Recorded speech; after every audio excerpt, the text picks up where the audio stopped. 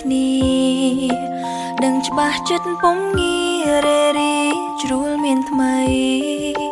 គេចាប់អារម្មណ៍ច្រើនព្រោះតែសំរងថ្លៃបងចិត្តលែងនឹងណបនតួខ្លួនឯងមានអ្វីមិនគ្រប់គ្រាន់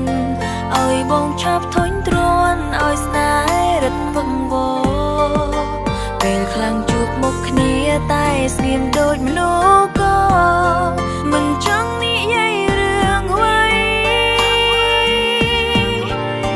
ព្រោះតែរូបបងស្អា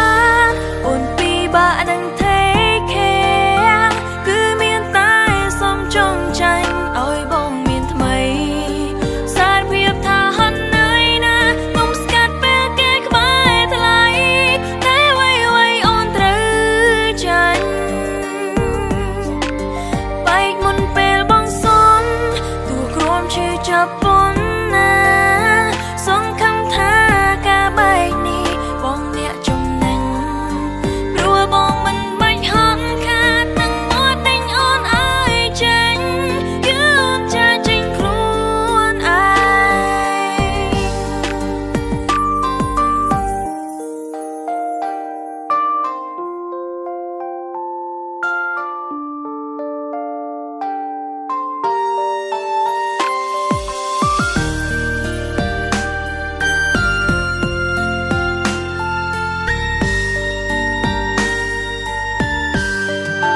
សប្បាយចិត្តហើយចុងក្រោយ